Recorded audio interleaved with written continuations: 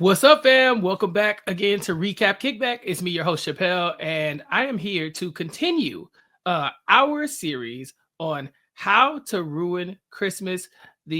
Um, the show that we started last year, right? It's from Netflix, and it was like highly recommended by somebody I really trust. Okay, and so we started it. You all listen to it, but we got to finish the entire series. If you haven't checked out How to Ruin Christmas Part 1, that's crazy. Go watch it and then come back here to talk about how to ruin Christmas so that you can hear me and my guest, one of my favorite guests, my co-host from the Abbott Elementary podcast, Gia Worthy. Gia, we got to talk about it. First of all, I am so happy that we finally were able to do this. Not just the first season, because the first season is by far it's my favorite. I feel like it's just a great introduction to all of the characters that we know and love. But this season two is like the sweet spot between season 1 and season 3, because we get a lot of expansion on several characters, and I'm excited to talk about some of the character progressions that we may or may not be expecting here. But this, even though it's about a funeral, it is so funny. There's just, these people are crazy, and I love them for it. Twalas and Cellos, like, no matter which side you identify with more, it's just the perfect mix of chaos in here. So I am so excited to talk to you about this. Oh yeah, no, I've been dying to do this. We ran into the Christmas holiday and all that kind of stuff, and I had a lot of stuff going on, so we couldn't get to it, but we are finishing this series, damn it. And so yes, make sure you tune in and check out our last podcast. But if you haven't, if you just somehow got here, like How to Ruin Christmas, the funeral, what does that even mean? Gia, how about you give everybody a rundown about what we're talking about today and how we ended up here at season 2? Yes. So. I think we actually got a previous season recap. Did we have? I think we did for this season. Yeah. But so How to Ruin Christmas is a South African TV series. It is 3 seasons. So far we have not gotten a 4th season, but I checked, it is not officially canceled. So okay, there could be a chance for us to get more, and we will talk about that in season 3. But so I'm not going to go there yet. But How to Ruin Christmas is about 2 families, one from a poor part of town and one that is incredibly wealthy, and that is the Twalas, who are the richer family, and then our poorer family, which is the Cellos. The reason that they interact with each other is because the daughter, Beauty Cello, married Sibu Twala. So we get a rags to riches story in there a little bit. But for the first 2 seasons, the center of the characters is Tumi. Tumi is I guess we can call her the black sheep of the family, even though I think there are many candidates for that prize in this category. We'll talk about several characters throughout here that have quite a few moments here. And with Tumi, it is, the focal point of it is that she is very clearly not like the rest of her family. She doesn't fit in with the Cellos as much. She definitely doesn't fit in with the Twalas.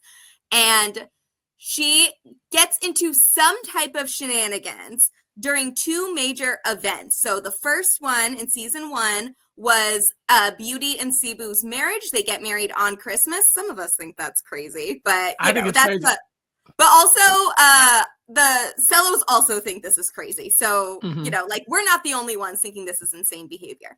But they have the wedding, but Tumi sleeps with Sibu's married brother and gets caught, and lots of shenanigans ensue from there. Yeah. We get to a very happy ending with a little bit of a cliffhanger. What's the word called? What was that? A cliffhanger. Cliffhanger, yes. I don't know why I couldn't think of cliffhanger right now, but yes. With we get a little bit of a cliffhanger because her bestie, Kaya, who has been dragged around this entire series, tells Tumi that he has a little bit of a surprise here. Which brings us to season 2, where everybody is back for Christmas once again to celebrate Beauty and Sibu coming back to South Africa and celebrating their anniversary.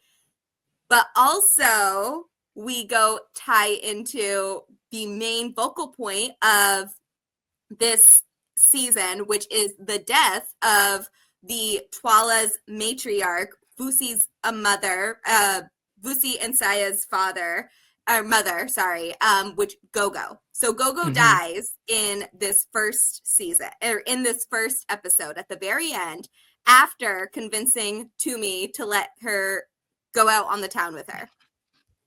Great job. Okay. So it's that catches you up.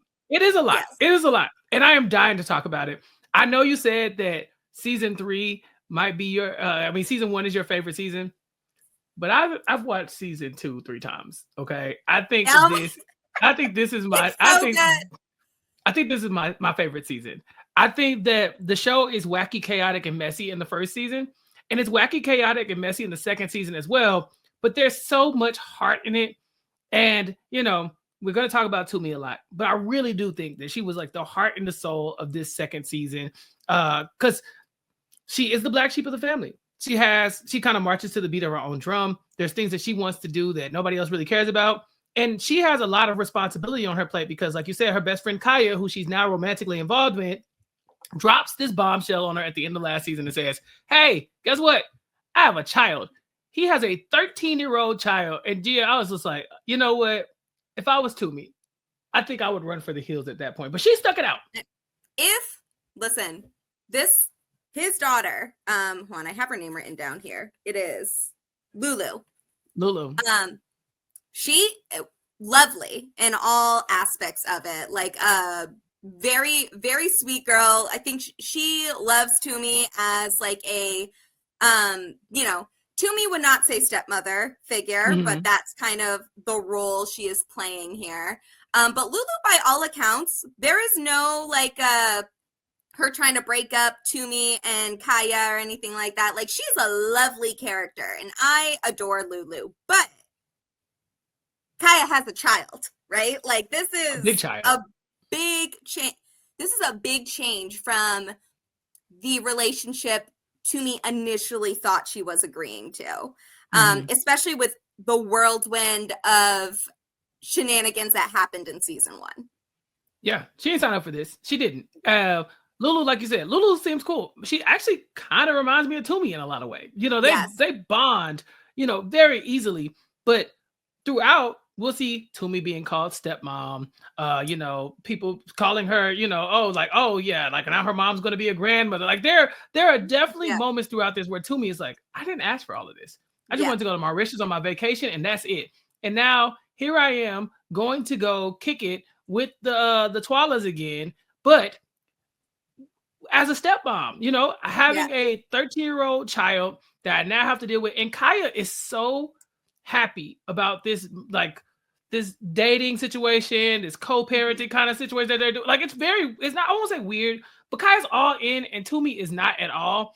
And I guess if you're looking with like, obviously we're the audience, so we see Tumi's inner thoughts. We can tell she's not happy, but it's crazy to me that Kaya doesn't realize that this is not something that Tumi wants at all. Yeah. And so something I didn't really notice in my first watch of this, way back when this season first came out, was that Kaya in the first season, all we really know about him is that he lost his mom. He slept together with Tumi very shortly after he lost his mom, and they have some sort of lingering feelings. But other than that, Kaya's been very much a player in the past. We don't see a lot of it, but multiple people mention it, that Kaya is a bit of a player, that he's never been like really in a committed relationship in a very long time. So we know a lot of this stuff, but nothing about the Kaya that we meet in season 1 indicates that he even wants to be a dad or that he would be a responsible parent. And by all means, the Kaya we see in season 2 is a very good parent. Like, he seems, so my assumption from this is that Kaya found out about this daughter very recently. So this is a very new development in his life, and he's trying to make up for lost time with reconnecting with his daughter. And by all means, like, he is a good dad. Lulu seems like a very good daughter, and they seem to have a solid relationship that they are building up. But this is not the Kaya that we met in season 1 that seemed to be such a good match for Tumi. And this is not the life that Tumi was really planning for herself. And it shows up in little ways throughout season 2. Absolutely. It's like he's got this daughter now, and so he's like, I gotta go all in, Yes. Or maybe this is the thing that's gonna make him want to settle down, right? Like, I have no choice but to be in my kid's life and to be full force in his life. We don't really hear about the mom of this child too much. Like, they're like, they know, everyone has met the mom or knows who, or Kaya and the mom are at least communicating with each other. So it's not like Lulu was just dropped on his doorstep one day or anything like that. But it sounds like they're working out co-parenting, essentially. Yeah. And it seems like everything would be fine, right? We know Tumi really is not into this, but it's not like we pick up in this episode just meeting Lulu and Tumi's just meeting Lulu. Like, they've been doing this for months at this point. Kaya's just getting really comfortable. He's ready to move them into a house with a swimming pool and 4 bedrooms and a picket fence. Pretoria. Okay, but in Kaya's defense, it was a very nice house. Oh yeah, right. Like, I was like, Tumi, you tripping? But I could play stepmom in that house. Like, you're looking around like, this is nice. Okay, this is nice. Yeah.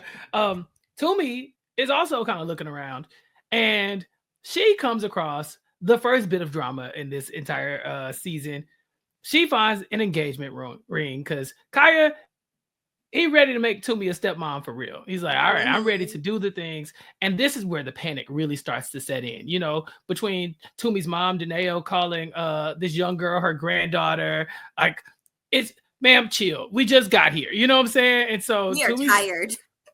Bruh, exhausted. And the room is spinning now because Tumi's trying to figure out what the hell to do with all this information. Also, her fake dad is here too. Yes. Why is dad back? I don't know. I really don't know. This was I remember that this happened, but I forgot how quickly it was introduced. So I think we should talk about, there's a lot of big changes that happened between season 1 and season 2. So it might help to go back a little bit and talk about Beauty and Sibu for a moment. Because when we end season 1, Beauty and Sibu are recently married, and we learn that Beauty is pregnant. She got pregnant a little bit before the ceremony, which is a little scandalous, but now they're married, so it's fine. Sibu about jumped off a bridge when he found out that he was about to have a baby. I mean, that she was pregnant before the ceremony. He acted so dramatic. I know. He was. It's like, be so for real, Sibu. Like, that was wild. That was a wild time. Sibu acts a little cray in season 2 as well. I have a moment for him. I mean, I feel like Sibu pisses me off once a season, right? Yeah. Like, he does something really dumb and then like immediately realizes he's wrong and makes up for it afterward. But that's one, and it's always like, I can remember where I was the day it happened, what minute of what episode it was, and be like, Sibu, this was your one moment. Don't piss me off again. Don't do it again. Right. But we learn from the end of season 1 to the beginning of season 2, Beauty had a miscarriage in between. We don't know a ton about it necessarily, but we do know that it has been very hard on them, but Beauty really wants to just pretend that everything is fine. She does not want to talk about this miscarriage. She does not want to talk about it even with Sibu himself. She does not want to talk about it with her family. She does not want to talk about it with her friends.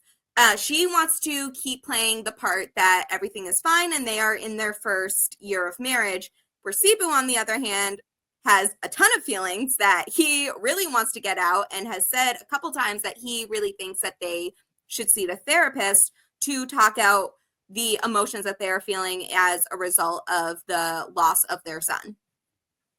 Yeah, Beauty's taking this really hard. She's snatching people's kids on the airplane and like rocking them like, oh no, this is normal. And then also telling them like, well, make sure you love your child because they could be dead tomorrow. It's like, you can tell they need therapy.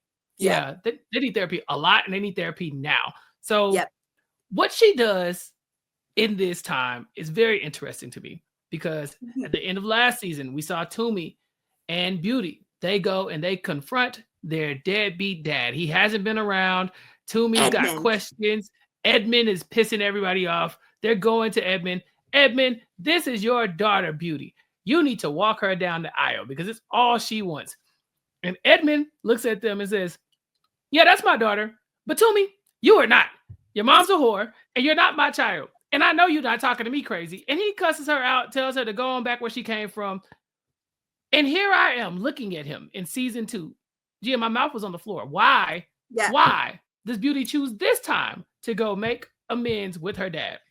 In Edmund's defense, whoever this actor is did a really good job at pissing me off. He is so talented. So good. If I ever see this man on the streets, it's on site.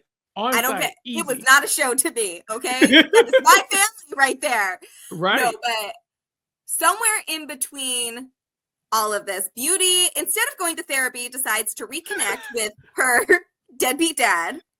And the deadbeat dad sees this as, and we learn, you can kind of guess why he's deciding to do this, but we learn as the season goes on that he's seeing this as a money opportunity. This is an opportunity for him to really cash in on the fact that the child that he abandoned, and he will let you know, he only abandoned one child, okay? Yeah. It is not know, two, one. That moment will always live in my head, is like, that was his defense for abandoning his children. Anyway, his child. But he sees this as his one child. He only abandoned one.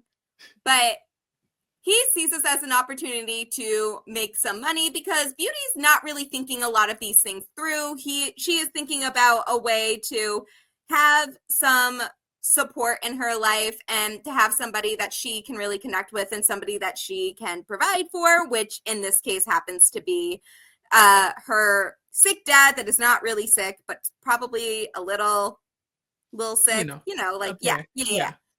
And it makes sense why this happened, but I was not expecting him just showing up and acting like everything was fine. And Beauty did not tell Tumi or her mother that he was going to be here, and she just expected everyone to be okay with it. Therapy. Beauty. Now. Therapy. She's been talking to this man for 6 months and ain't tell nobody. And also, she was like offended at the fact that Danao and Tumi would make a scene in here. Like, she thinks that because it would be at like a public dinner that they would not make a scene. Beauty, have you met your family? Stop it. All your family does.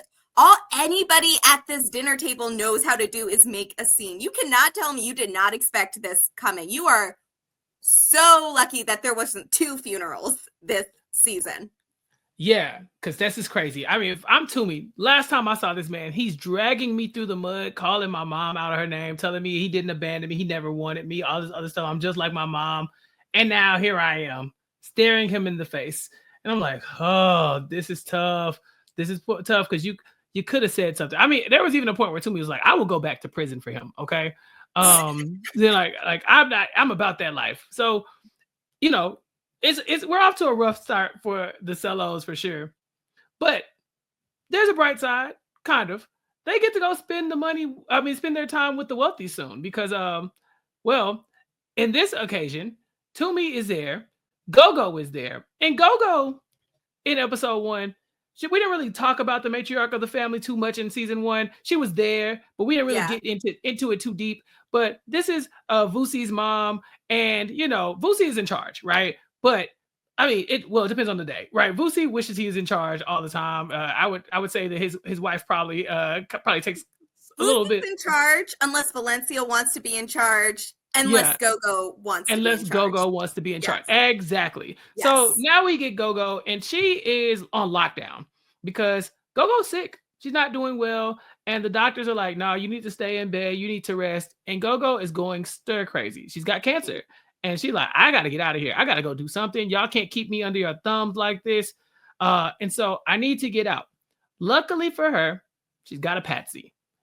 Tumi also wants to get out because why is my fake dad here? So the two of them kind of bond on, wouldn't it be great if we left? And although Tumi tries to be like, nah, lady, I've kicked it with your family before in the past. and I almost ruined Christmas. I did ruin Christmas. See season 1. I ain't doing it this time. But Go-Go kind of guilts her and tells her, like, no, you need to do this for me. And she does. And they just sneak out of the compound, flipping the double birds to the camera. And they just have what looks like the best day ever. You know, they're going on the carnival. They had such a good time, Gia. I want to be with them. Like, I want to party with Go-Go. Mm-hmm. She was about that it was so fun. Yeah, they had a great time. They seemed to be having a way better time than whatever was happening at the family dinner. Oh, well, we will get there. We will get there for sure. But yeah, they have a great time, and this is the day that. Listen, I'm not questioning anybody's decisions with end of life care, but Go-Go very clearly does not want to just be resting at home in the possibility that her life would be extended in some way, as she is like just on bed rest for most of the day. And this is very clearly like the type of life that Go-Go wants for herself and wants to spend in the very end of her life. But it is during this outing at the very end of it where Go-Go tells Tumi, which should have been the first clue, that Go-Go planned this. I am convinced. She gave Tumi a letter, says, if I die, as if we are not about to drive back home this moment, if I die, I want you to give this letter I want you to deliver this mail to this address, to this person. And we don't know anything about who this person is yet. And it has all my final wishes on here. So that seems pretty important, right? And Tumi's like, well, don't worry. We don't have to worry about that. And Go-Go's like, bitchy thought. And she dies on the car ride home. Yeah. She planned it. And y'all, if you haven't watched this, that's how we open the season. The first thing we see. Episode 1. The first thing we even see is Tumi staring at the face of these angry in-laws as she is probably being accused of murdering somebody. And then we find out later on it's Go-Go. It's Go-Go. And it takes a lot of craziness to get there. But make no mistake, I felt so bad for Tumi because she didn't want to do this. Go-Go was clearly on the way out regardless of what happened. And if anything, she probably is the only person who has done anything to help Go-Go the way Go-Go wants to be helped, because they're trying to lock her down in the bedroom. And at least Tumi let her get outside. Like, get a lady what she wants. This is the other, because like she very clearly did not murder Go-Go. Okay, this is not anything that Tumi did. Like, she was already dying. But also, Tumi was the only one that even listened to Go-Go for what she wanted throughout this season, really, because it does not end with Go-Go's death or even just the arguments around what the funeral arrangements are going to be. There is so much deeper issues that get resolved in these 4 episodes here. And this is episode 1, just episode 1 here. And yes, we can say that season 1, maybe a few of the things that happened were Tumi's fault. Even though she was not the one married in the situation, okay? Like, I'm just saying, maybe she's not the one most at fault here, but maybe she is. But in season 2, this doesn't really feel like any of this is her fault. She's just trying to fulfill a dying woman's wishes here. And everyone around them is so caught up in their own storyline that they are not picking up what Go-Go or Tumi is putting down. Correct. And let's talk about who was at fault in season 1, because I'm not even gonna lie to you. My favorite character this season, Tamba. I mean, with the comeback of the century, it's Tamba. I didn't care about Tamba at all. But in this season, this is the funniest man on the planet, and no one can tell me different. It was so so when we originally watched this, I had to remember the Tamba in season 1, because the Tamba in seasons 2 and 3, completely different person. Same. I didn't care about Tamba that much. I was kind of hoping that like he would not be in season 2, and we kind of focus on like Lydia as a single parent, or as somebody that's kind of like on the outs with the Twalas here. But nope, we get a complete 180 on the relationship of Tamba and Lydia, their dynamics, and also just them as individuals as well. But Tamba, comeback kid right there. Like, this man was so funny in this season. Incredible. From his insistence that him and his son must be matching at all times. Incredible. Like, the ultimate hype man here. I love him. I'm sorry. They can never make me hate this man. And season 1, like you said, I didn't care about him. I really wanted him to go because I felt like people were really hard on Tumi in a way that they could not even begin to be hard on Tamba. It was definitely Timba's fault. If anything, Tamba was married and he had the most responsibility in cheating on his wife with Tumi and ruining Christmas. But he didn't really get a lot of pushback. So I came in and I wasn't so happy to see him. But when I got here and my boy showed up, he's got a new baby. We saw Lydia was pregnant at the end of last season. And this is a complicated dynamic because one sibling just lost a baby. Another sibling has gained one. And not only has a child, but they are going to parade this child around, literally holding him up like he's damn Simba from the Lion King at the dinner table, trying to make this his 3-month-old ceremony. That's not a thing. I think it is to Tamba and Lydia. This is his 3-month. I don't think we can call this a birthday, but yeah, his 3-month arrival. Yeah, it's not a birthday. It's just Tamba. It is. It's just Tamba. He is so happy. He's such a loving, doting father. He's got an amazing mother who's just like, Granny just treats the baby like whatever the baby wants, the baby gets. Oh my God. Yeah. And sadly for Lydia, she is stuck in between these two crazy people. Lydia, you should have got out last season. When this man cheated on you, you should have ran for the hills. He gave you an out, Lydia. He gave you an out, said, no fault of your own. You are too good.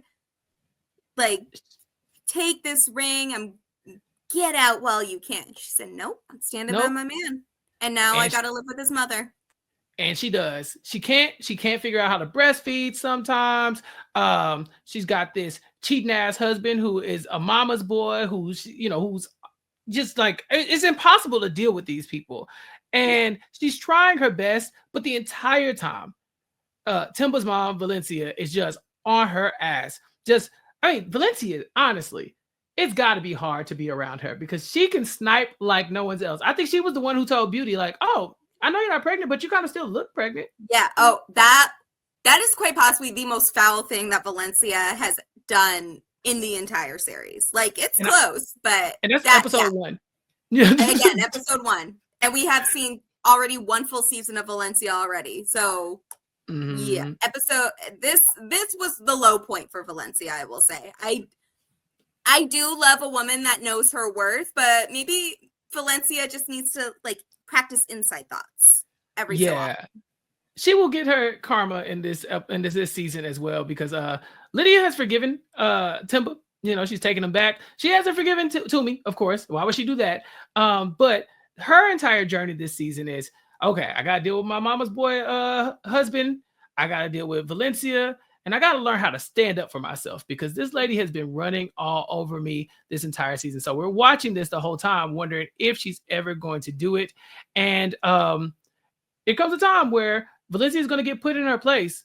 And Lydia is going to be able to capitalize on that later on because it's not all sunshine and rainbows over there at the Twala family. Gia, they broke. They broke. Lucy won't tell you they're broke. Their accounts are frozen after he just doesn't pay taxes. That is the root of the issue right there. Is that so I guess because he is a public figure, he does not pay taxes now, but he did not pay taxes when he wasn't a public figure either, and that is the issue at hand. I like his manifesting. He's like, I'm just not going to pay taxes now because I won't have to.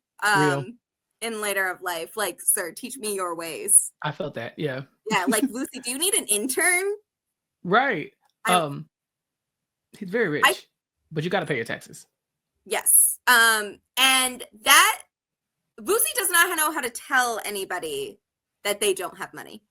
And it becomes even more, he's doing a lot of calculating, doing a lot of nickel and diming a lot recently. He even asked her Go-Go's nurse if maybe the cancer meds were working too well for how expensive they are because she's still here.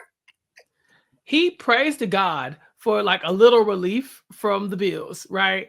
Because he, like you said, he tells the doctor, like, you sure you're not like colluding with big pharmacy companies to make sure like, well, where are you paying all this money? If she about to die, then what's all this money being spent for? But it's crazy to me because he does pray for God to give him a little relief. And then when God does deliver that relief by removing Go-Go from the equation, he wasn't happy. He wasn't happy. I was like, now, which one is it, Boosie? Which one is it? Boosie is low-key one of the funnier characters in this. And there's a lot of, I love Boosie. He is so great. Like several times over. I'm such a big fan of Boosie, but I feel like this is probably some of the best work from him in this season. Absolutely. So we have the Twalas hosting the Cellos there, and we saw in season 1 they had the 4 seasons just for the wedding. Okay, they had the 4 seasons. I mean, it was the largest, most lavish thing. The people were coming, the cameras are coming. This is going to be a public affair. Christmas did get ruined, but this is a flashy family. Season 2, Boosie ain't got no money. They didn't downgrade it, their home. Okay, and the amenities are noticeably cheaper. Okay, because they're not Cello poor. Yeah. Like they're not Cello poor. Never. At least not publicly. Yeah. But when the Cellos show up at the Boosie's compound, I mean, Deneo is like clutching her pearls, like, girl, what happened? This used to, I thought y'all had money. This is some normal stuff. Yes. What are y'all doing? She said, this is the most ghetto shit I've ever seen in my life. I died. Boosie so broke, he won't even tip the wait staff at his own function. I know. But he'll still have the function. And that's why we love Boosie. Mm-hmm. He's having the function regardless. And so we're running into a lot that's going on, right? So we got the poor Twalas, and now we have, of course, the death of Go-Go. We got Beauty, who's going through, Tumi's going through. We haven't talked about Tumi's family too much. Deneo, Aunt Grace, Shadrach. It's the big 3. As far as I'm concerned, the big 3. The big 3. I mean, I love all the characters in this show, but those 3, the 3 amigos, the 3 musketeers, the Powerpuff Girls, and Succulent, like I love them so much. This is the comedic force of the season here. Succulent, still alive and well, and still a big part of the family. Shadrach insists that, that Succulent is bathed before he goes to the dinner. I don't think Succulent ends up making it to the dinner unless I forget seeing him. I didn't see him. Yeah, but their entire dynamic this season is around just making sure to be there for Beauty and also agreeing that Deneo needs to get laid. Yeah. Yep. Deneo has she's an empty nester now, so she got to do something with her time. Yep. And also, speaking of doing something with their time, Grace decides that the funeral would be served much better with biscuits that make you a little happy. Some good old biscuits that have been laced with some of the things. And it's funny because in season 1, we don't get a lot from Grace. We just know she's an icon and we love her. Yeah. But we do learn that Shadrach is an alcoholic. Like, he's always drinking. He's always drinking at any given time. Not an alcoholic like Timba. Like, Timba needs meetings. Like, Shadrach just likes a good drink a lot. But we see that Grace has her own vices, okay? She on the weed, okay? Yes. And she has now made the weed butter and sprinkled it into the food. She was not about to listen to gospel songs for however many hours they were driving in there without a little bit of weed in her system. Absolutely not. So there's so many moving parts. The end of episode 1, of course, is where we lose our matriarch, we lose Gogo, and now right around Christmas, once again, we have to figure out what we're going to do to save the holiday and to bury Gogo because Vusi ain't got no money. Yep. But he's not telling anybody that he doesn't have no money because, and everybody is just planning around this funeral arrangements like he's got money. And nobody is prepared for any of the things that happen. So we finally, after episode 1, we get the star of the occasion, Sia. Sia, Vusi's brother, shows up because somebody got to make sure my mama gets the respect she deserves on the way out. Yes. And he is the type of dramatic that I want from every character, okay? He's there, he's saging the area. This is where mom died. He's crying, he's emotional, and he's just like, we will spare no expense. We will spare no expense. We're going to spend all of Vusi's money on this. We don't care. And Vusi's like, we have no... Like, Vusi won't tell him. No. But you can see the, like, color leaving Vusi's face as he watches his money slip away. Can I just say, of all... there, and I laughed out loud many times during this season. The one time I had to actually pause the show because I was laughing so hard is when Vusi is insisting that because he's the firstborn, he's the one making the final decisions. And Sia's like, I'm so sick of this. All this firstborn, secondborn. You should have been stillborn. I said, oh my God. They were at each other's throats very quickly, you know? Yes. So Sia wants to spend Vusi's money and give Gogo a very extravagant reception. And Vusi wants to do a small, intimate service on Christmas, which pretty much everybody else has issues with because it's Christmas. And nobody will come. And then Vusi's like, great, no one will come. I don't have to pay for people's mouths to be fed. So this is great. But there's still that letter. There's still the letter that Tumi was given right before Gogo died.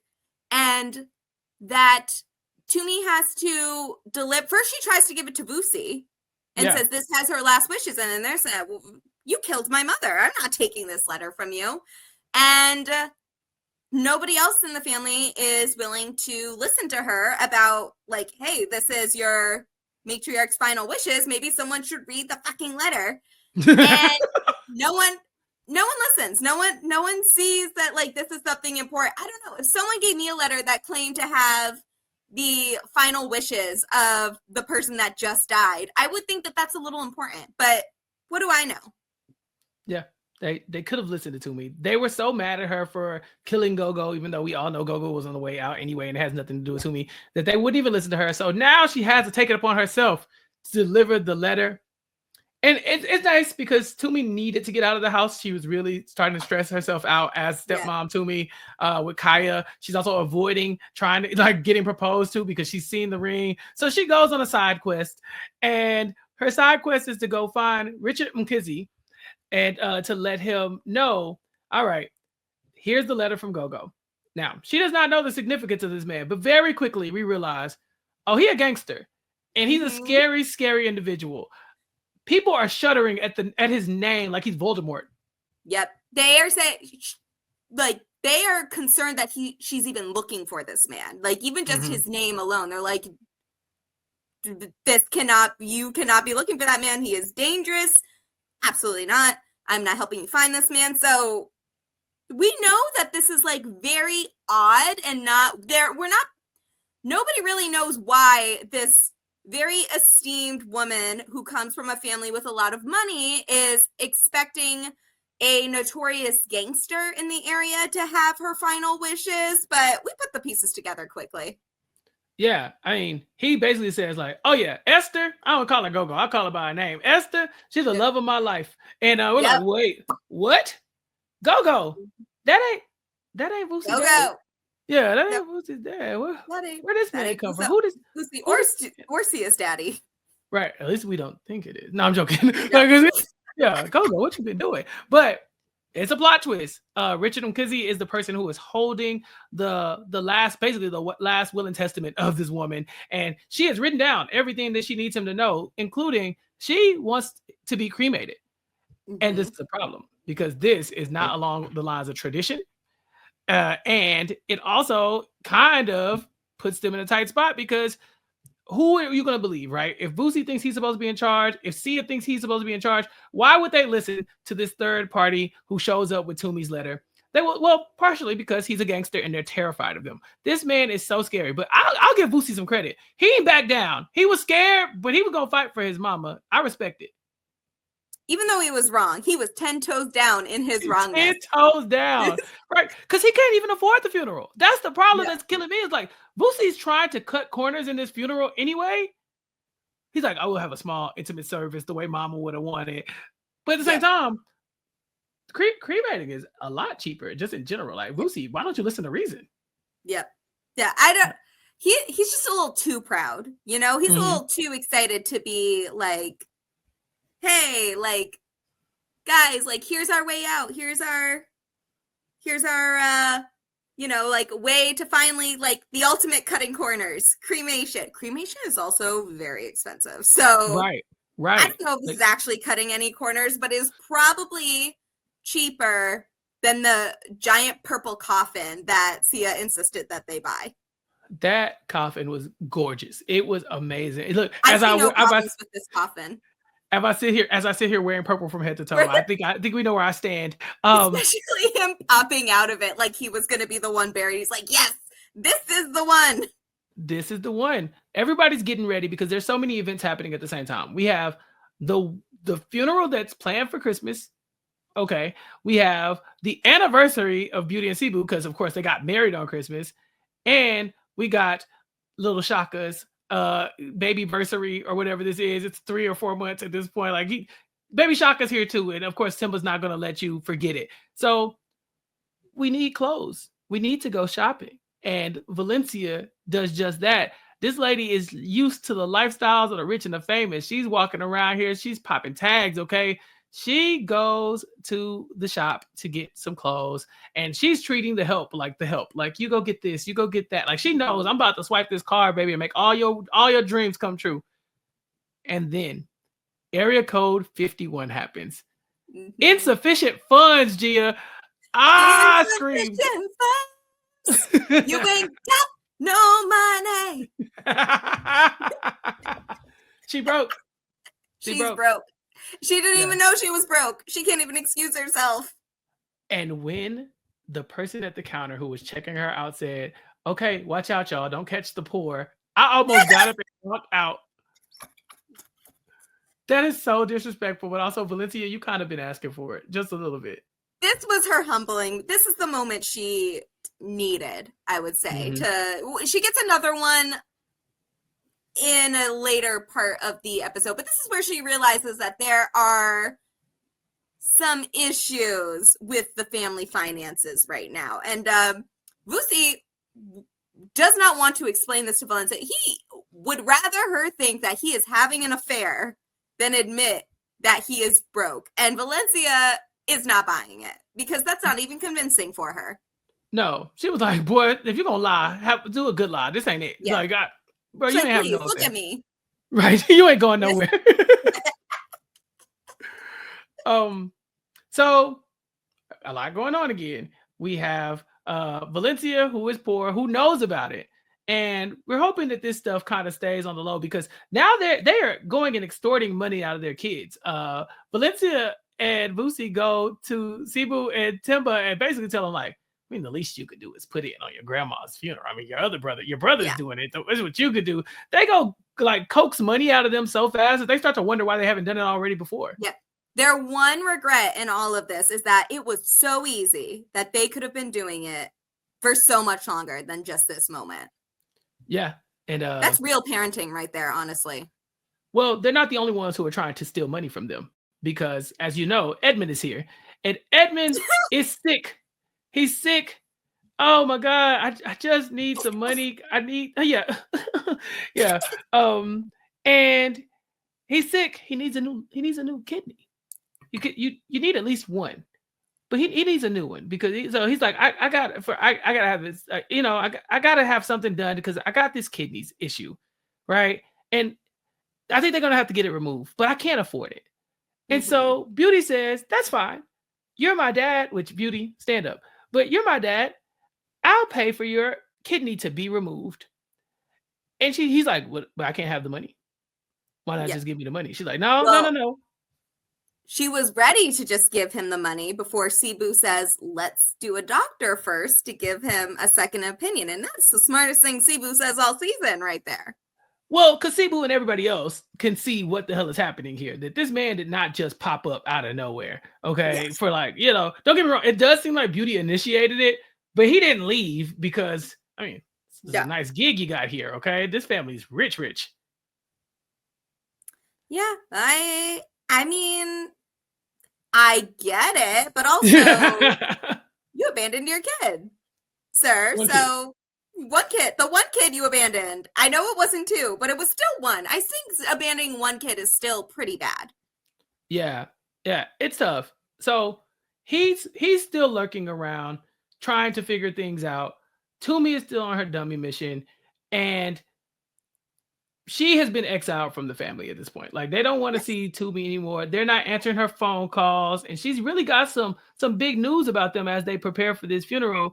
But nobody's picking up the phone, Gia, and I know they wish they had picked up the phone. And so they are traveling to where the rest of the Twala clan lives, right? Was this Joburg? No, they were in Joburg. No, I thought they went to Joburg. I thought you were right about that. Okay, but they go. Oh yeah, you know what? You're right, because I remember they're complaining about the car. The siblings are all complaining about the car. I want every sibling dynamic in reality TV to be a similar vibe of Shadrach, Deneo, and Grace. And Grace. Just like perfect route. That is like Bob's Burger siblings as they get older. Absolutely. Yes, if they were black and middle-aged, that was them. Like, that is the vibes that we are getting here. Yeah. And now they have to go to the funeral, Deneo has to go, Grace has to go, Shadrach has to go. And while they're traveling, Grace does lose sight of the cannabis-laced biscuits. They will end up in the mix. They show up with a gift, obviously, for the wedding. For the funeral. And it gets mixed up with everything else. So Grace is also on a side mission. But when they get there, there's so much drama because remember, there's a very expensive casket they need to buy. And we got insufficient funds, code 51. So what is Boosie going to do to deal with that? Sia knows it's his turn. He's got to step up and help his broke brother. He knew what he had to do. And what did he have to do, Chappell? Steal from the church. Steal money from the church. Steal money from the church. He showed up with a big wad of cash and then was offended when Boosie asked where he got this money from, only to find out that the church will no longer be able to host the wedding or the funeral because they had a large sum of money stolen from them. Well, I don't know what that. I'm kind of with Sia on this one. Listen, that's not my problem. I thought the church was here. Like, does it cost the church a lot of money to deal with our funeral? Like, what exactly is the church losing in our funeral? Like you could just do the prayer and stuff. I kind of struggle to, first of all, why did the church have so much money on them? That part. And the church is supposed to service the poor if they're following the same church that I grew up with there. And Boosie is now the poor. Right. So really, it was just fulfilling the church's mission for them. They didn't even have to wake up. They didn't even have to get up and do anything. Yeah. And Sia said, the pastor got expensive ass clothes on, okay? I don't know. Honestly, though, he does have a point there. Because if you are walking around in some Gucci or Versace suits or anything like that, like the jewel toned suits while you are coming into church, I'm like, I don't feel that bad if your church loses a little bit of money. Right. They end up going to the new matriarch of the family, someone I don't think we saw in season 1. Prudence. Prudence is here. Prudence. Yeah. Aunt Prudence. Aunt Prudence is in charge now. Like, she has stepped in and she's going to whip everybody into shape because this is my sister that passed away, and I'm gonna make sure she was treated correctly. And so she starts with going down the line on them, which she told, like, you could tell she put Valencia in her place quick, like, hey, chill out. And I was like, oh, okay, I see what kind of action we got here. Valencia is she's the Lydia in the situation. You know, Prudence is treating her the same way that Valencia treats Lydia. And again, Valencia is getting humbled left and right. Yep. And this was her second humble, because everybody else gets a task for what they're supposed to be doing. Valencia is told to just go lay down. Yeah. You get out the way. They do not trust her. She is she will say later she has been a part of the family for over 30 years at this point, and they still treat her like this. And then she quickly realizes that this is the same thing that Lydia is now going through with her. Exactly. Prudence has an interesting connection with Shadrach for a second. It felt like there was going to be something there. She was into Shadrach, right? Yeah, but something happened. Well, we know what happened. It got real ghetto for Prudence, because she was like, "Wait, y'all did what to the food?" Grace notices what we notice with this little connection and tells Shadrach to go seduce her so that they can get the key to the biscuits that have the weed in it. But Aunt Prudence is very strict. No one gets in to where all the food and stuff is going to be kept, but also she does not drink. And the one thing that Shadrach wants to do, the whole reason he agrees to this mission, is that he can eventually drink with the Zulu men. That is his goal for this trip. Nothing else. Besides this one thing. So he agrees to go through with this. And kind of fumbles the bag with Aunt Prudence here, because he makes it very well known that he does not share her same distaste of alcohol. Yeah, and now she has a good distaste in her mouth from him. She gives him the ick, or he gives her the ick, I guess. And from there, that's kind of the end of what I thought was going to be a beautiful relationship between the two of them. I kind of wish that they explored this a little more, honestly. Yeah, me too. But Gia, they had to explore something else, because there's still some warm feelings in the air. And this time from people I had no clue. I did not see this coming. Deneo, get away from this man. Why is Edmund? Stop talking to my mama. Get away from Deneo. Edmund has weaseled his way into this woman's bed. Make it make sense. Listen, it's been a while. And she needed someone to take care of her, if only for the night, like there. I do not judge. I listen and I don't judge, Deneo. Oh, I was judging hard, Deneo. I know, it didn't really have to be the deadbeat dad. I just feel like they could have picked a new person. Like, why couldn't we get like another like strapping Twala, like a distant cousin or something like that she could have a little fun? Did it really have to be Edmund? Yeah, because they connect. Yeah. What happened? You listen and you don't judge. Okay, we'll see. I could kind of see why it happened with the little flirting they were doing. Like, you could see how they got together in there. Like, it was, and the scene where she didn't want Grace to find out that she had slept with Edmund, she's like hiding him under the bed and everything. I'm like, that was kind of cute. If you don't know anything else about these people, if you don't have any questions about the context of the scene. Gia, here's my issue. let's say they have this tryst, and Deneo likes it, and she tries to get the band back together. What is Tumi gonna say? Okay, what is Tumi gonna say? We haven't even gotten to. Tumi has been recruited. Tumi's busy. She is now recruited to help Mkhize stop the funeral, so that he can let them all know, one, that Gogo wants to be cremated, and two, that Gogo was the love of his life.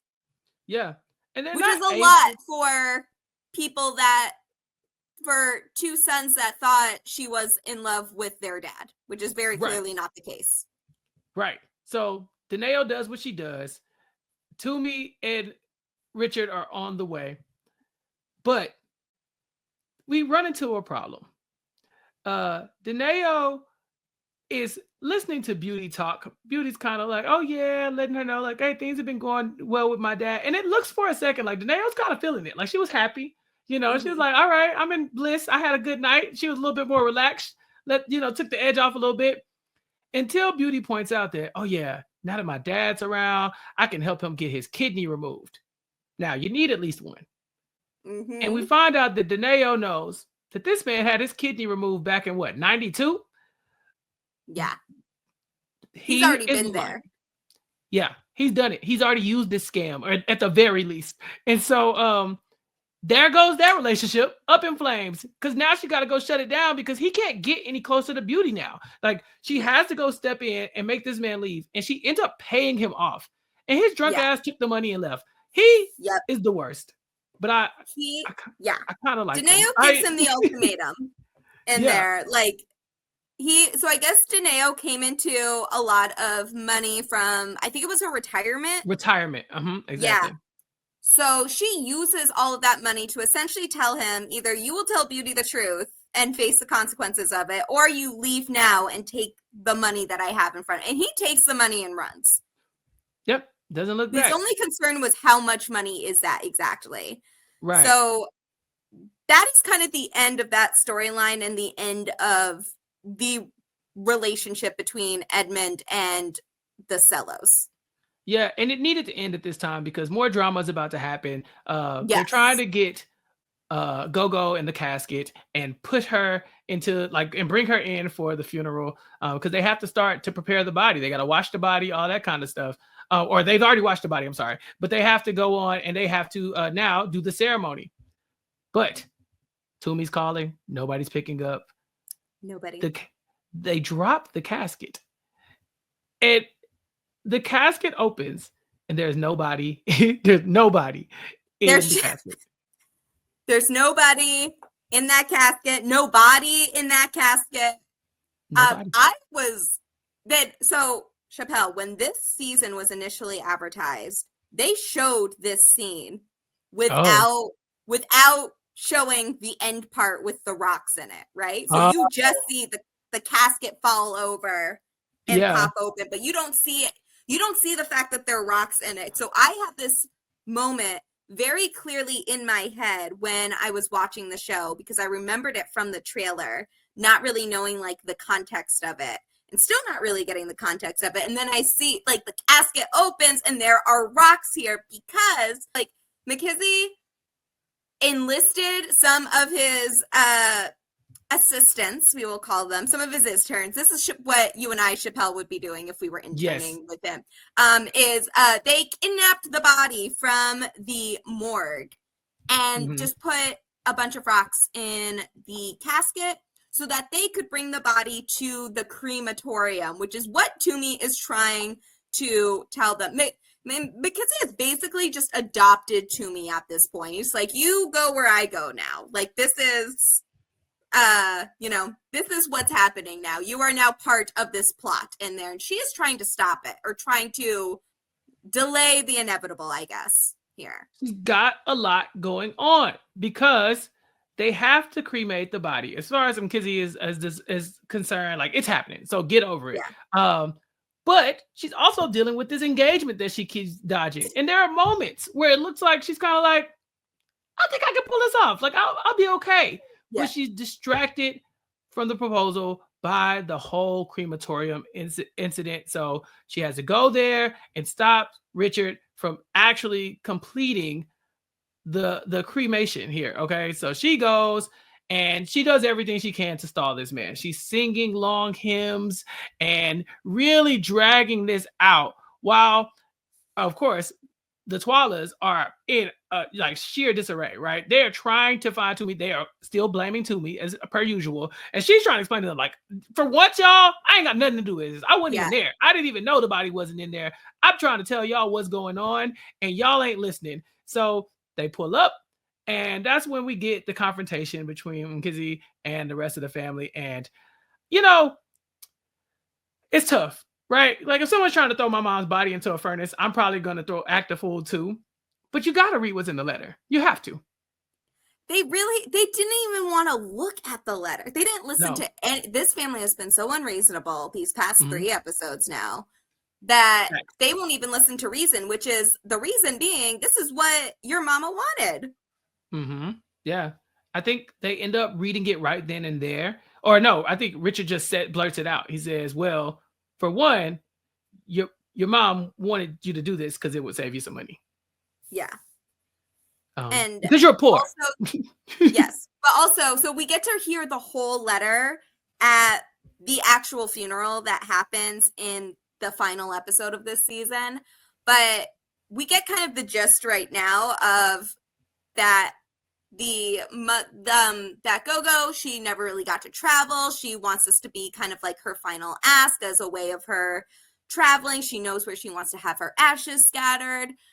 She's thought about this well, and she knew that her sons were going to be too proud to make this happen. So she trusted Mkhize to be the one to do it. And I loved Mkhize through this whole thing. Like this is one of my favorite characters here. I'm so sad he is only in season 2 because he was incredible. And he tells them all what I have been thinking this whole season. You should be thanking Tumi because she's the only one that's acting like she got any sense here. Right. You should be thanking Tumi. Your mom has already taken into account, and accounted for that you're going to be too poor to have a big lavish funeral. So the crematorium is going to be the cheapest option that we have. And the small intimate ceremony is going to be a cheap option. It's going to keep you, Vusi, who is lying to your whole family, from having to deal with that. Also, Sia, Vusi, I know y'all gonna fight. That's why I took this and wrote it down and left it in Mkhize's heads. Like, she did all the work. So they're just kind of stunned to find this out because the damage is done. You know, now the kids know that Vusi ain't got no money, and they're distraught about it. You know, everybody's kind of like, wow, that's crazy that Gogo wanted these things, but she did it for the better, the betterment of all of us. So there's a lot going on again. I just keep saying that. There's so much going on. And to make matters worse, Kaya's back. And he's like, hey, by the way, I think this is the moment. Yeah, he's like, I'm so tired of waiting for the perfect moment. So I'm going to make the perfect moment here. Kaya, that was not the lesson that was supposed to be taught in this scene. From this standoff at the crematorium this is not what should have happened at this moment. I'm sorry. I know you were excited, but maybe read the room a little bit. No, he don't want to read the room. He wants to propose. And so outside of the crematorium, in the midst of all of this drama, finding out this family is poor, you're finding out that Gogo might have had a little side life on with a gangster. He decides in front of everybody to get down on one knee and to ask Tumi to marry him. And Deneo just pulls out her cell phone and starts recording because she is so happy. I was like, oh my God, this is the ghettoest shit I've ever seen in my life. I love Deneo. I love everybody on this show. She has a problem with reading the room sometimes, especially considering the fact that I don't think Tumi's ever said anything along the lines of like, this is what she wants for herself, but no one seems particularly concerned about that at the moment. Deneo don't care about none of these people except Tumi. Like, she doesn't care about any of them. So she could care less about all the Twala drama. Okay. Like, they kind of dragged her in it for a little bit because they actually have to like humble themselves and ask her to host the ceremony because she's the closest person to God that they know. Brilliant plan, by the way. Great idea, y'all. And so Tumi says yes. But Gia, what else could she have said? What could she have possibly said? No. Okay. To be fair, listen, and I agree, this is not the moment, right? Right. But they already were traumatized by this funeral and crematorium mess. So her saying no would have at the very most been the second worst thing that happened. You're right. Day. Yeah. You're right. You could slide that in under all the rest of the stuff and be like, remember that time y'all did XYZ? Yeah. And be like, are you fucking for real? Like, let's let's be real for a second. Like, and this would not be the worst thing that happened today. I would argue this isn't even the third worst thing that happened today. It's not even getting a medal for everything that happens today. That's just my point of it. But I understand everyone's excited. This has been a very long day. She was not expecting it at this time. So, yep, Kaya proposes, and Tumi says yes. Against her will. She did. She said yes. I mean, they got the cameras on her. It's in front of the Twala. Like, there's so many reasons why she says yes. But she will quickly regret it. She's like, no, I think this was a mistake. I think this was a mistake. Because as Kaya is so happily telling everybody, like, no, this is exactly what we wanted. Like, he's calling Lulu, and Lulu's like, oh my God, am I gonna be the flower girl? What am I doing in the wedding? What's like she's already planning her life. Tumi finally has to be like, all right, maybe we should talk about this. Yeah. She does end up having to go to Kaya later on and have a conversation with him about what is that Tumi wants, right? Like, what is it that she needs? And Kaya's like, no, like, I do everything for you. She's like, no. I have been following you around, playing stepmom for a while, trying to live this life, and I don't even know what I want, but I don't think it's this, and I ain't ready for this. And so it's a very sad moment for Kaya. But how did you feel? Like, we've seen Kaya for 2 seasons. Tumi doesn't want this, but what should we feel bad for Kaya? No. Okay, so I loved Kaya. I think this is a great example of why that trope of friends to lovers does not always work out. Because just because you work well as friends, and I think at one point they really did work as friends, but does not mean that that relationship is going to work out in a romantic sense, particularly when the two people involved want very different things. And maybe at one point Kaya did not see himself as a dad.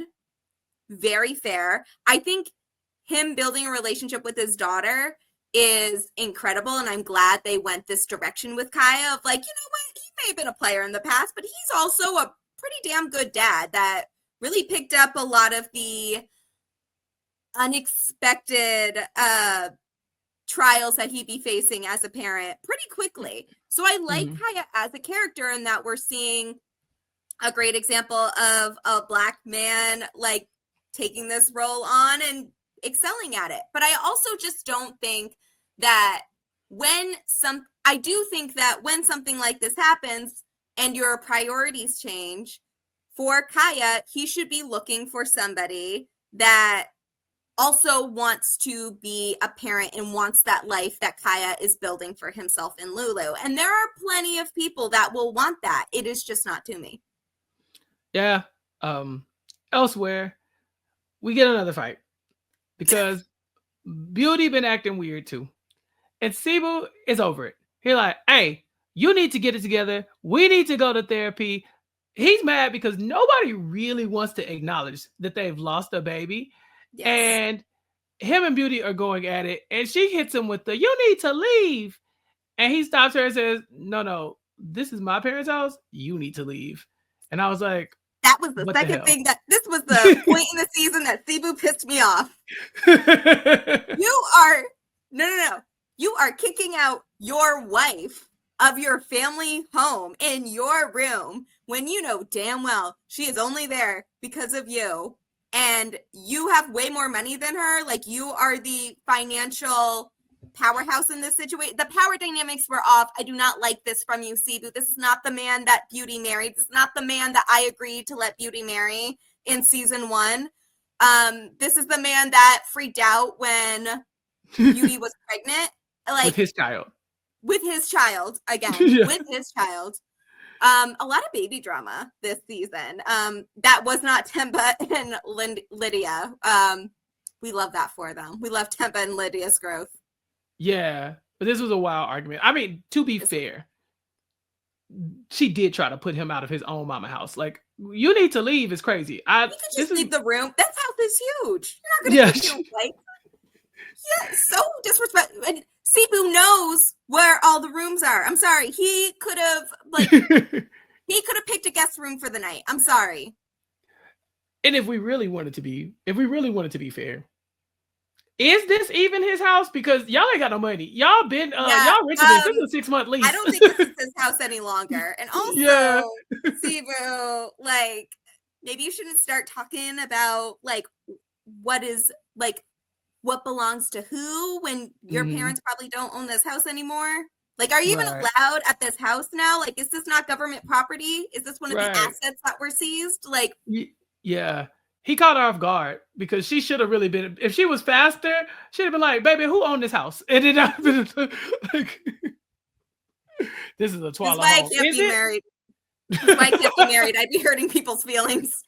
Look, he got away with that one. I was like, okay, I'll let you cook, gentlemen. But everybody knows that he's upset now, and so they got to make it up to him. But first, we have a funeral. As you already pointed out, the letter that Gogo left was read to everyone. Tumi was asked to read the letter by Mkhize because, he trusts her. Like, I know that Tumi can do it. And, somebody was like chopping some onions somewhere because I was like, I cried. Yeah, I was like, I didn't cry, but I'm sure someone did somewhere, I cried. It was me. I cried.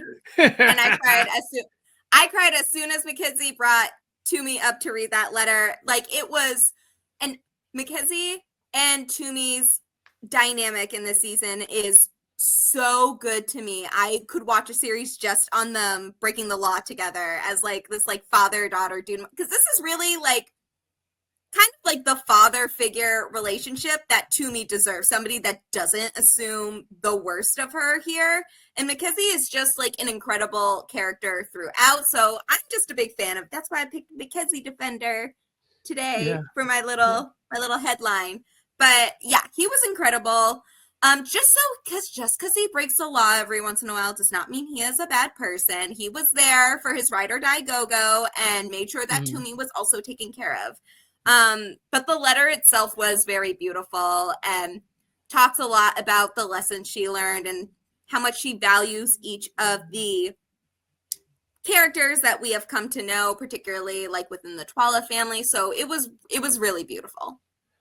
It was. And I think this kind of shifts a lot of the conversations that are had, right? Like, this is what leads kind of Tumi to going and letting Kaya know that, all right, this ain't happening.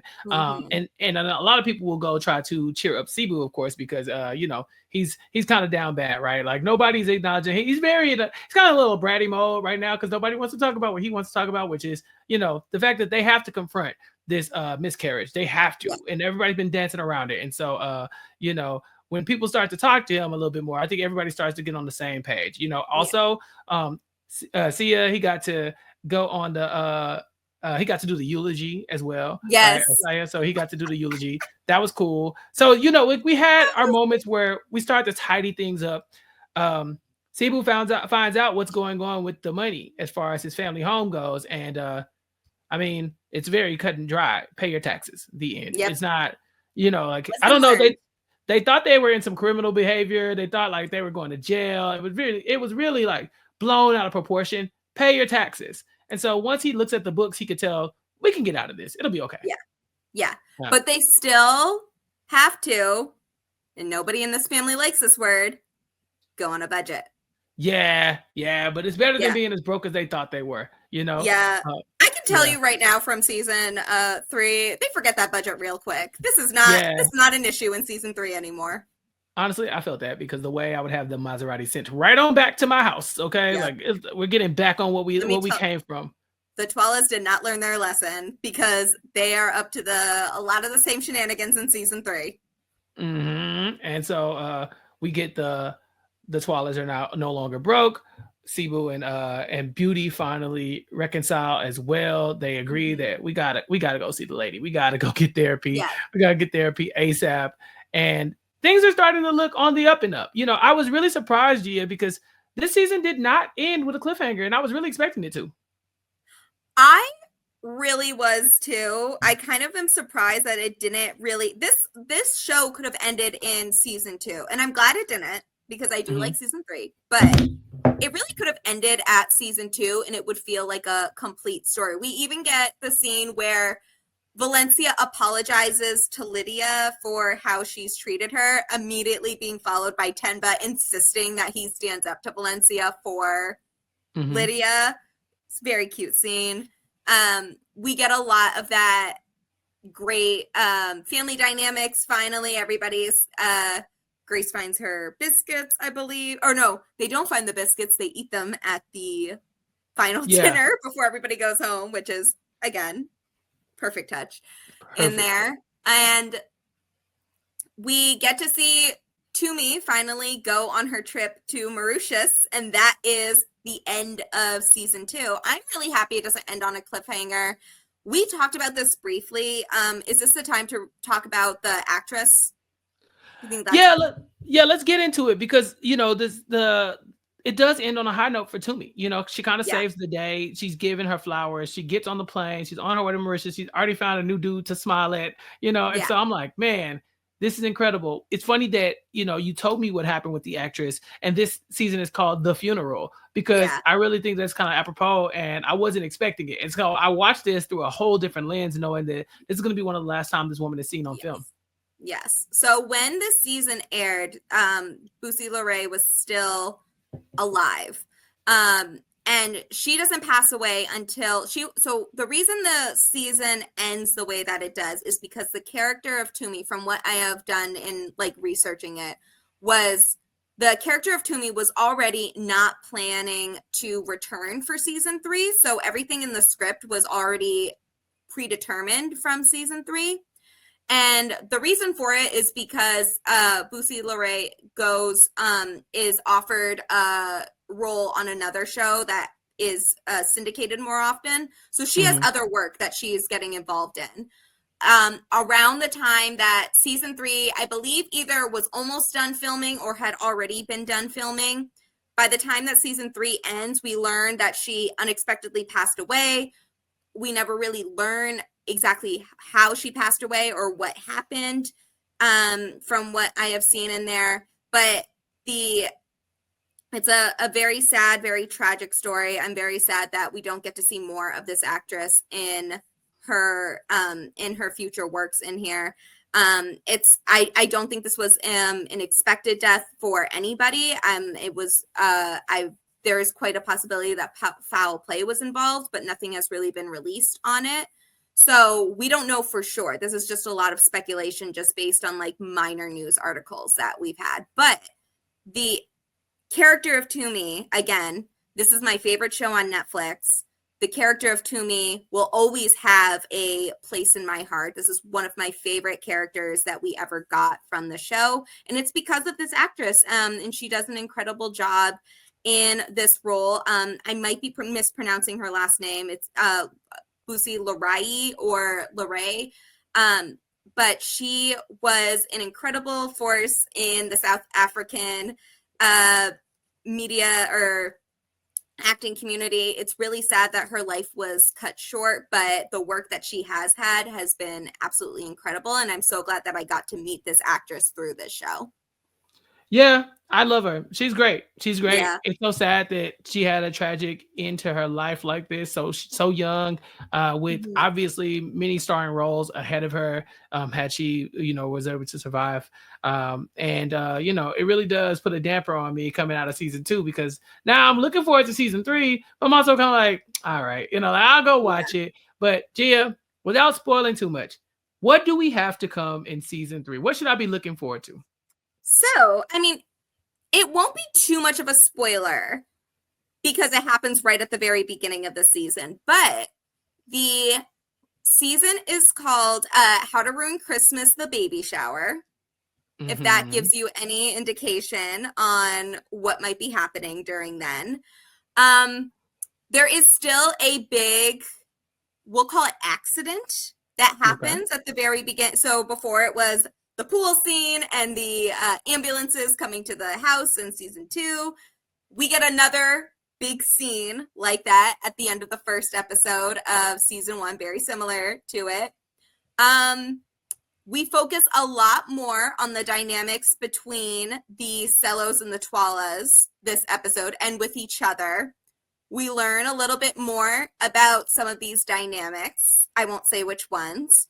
Okay. And we get a new character who I don't think she takes the placement, she doesn't take the place of Tumi. She's definitely not as big of a character in the show as Tumi is. But she is very clearly in the similar archetype as Tumi, and it's actually very interesting to get to know her throughout this season. And I'm excited to hear your thoughts on the show and how this character ends up being introduced to us. All right, and we will get to that when we do at the end of this month. We will come back and talk about How to Ruin Christmas, the baby shower. But Gia, this was so much fun. Thank you for introducing me to this show, and thank you for being here to talk to me about it. But Gia, you got to tell everybody what else you're working on and what else do you and I have coming up, because we're working on some big stuff. I know. I'm so excited. So, of course, I'm going on a little vacation next week for my 30th birthday. So we will be recording the third part of this series, How to Ruin Christmas, the baby shower, at the end of January. So my bad for making us wait a little bit. And I am on my end also working on the 50 for 50 articles, the last ones that I have for Inside Survivor. We wrote, there are 50 articles being written by 5 different writers on there about the 50 players we want to see return for Survivor 50. I drafted 10 players that I personally want to see, and I have 3 more that I still need to write. So I am working on that now. So you will have more of those posted soon. And then I am still in the off season, but I am planning to return for the Survivor 49. We're at 49, right? No, 48. Oh my God. Survivor 48 recaps on Silent Podcast for I Don't Know About That. And Chappell and I have a very exciting crossover coming soon to celebrate the crossover of 2 shows that I really love, Abbott Elementary and It's Always Sunny in Philadelphia. Yes, that crossover should be in your podcast feed soon as we talk about Abbott, as we're approaching the end game of Abbott Elementary this season. We've had our mid-season finale, and so now we got to do a little crossover fun, and we're having the Cry and Laughing podcast on as our guest for this special crossover. Dr. Amanda and Ariel will be on. It's going to be so much fun, so make sure you check that out. And then make sure you check out everything else we have on here. Tyrone and I have talked about the premiere of The Madness. That should be in your podcast feed. And Mari and I talked about 388 on I'm sorry, what is the name of that movie? Netflix. Yeah, God. Oh God, my bad. Oh, it's been a long day. 388 on Netflix. Okay.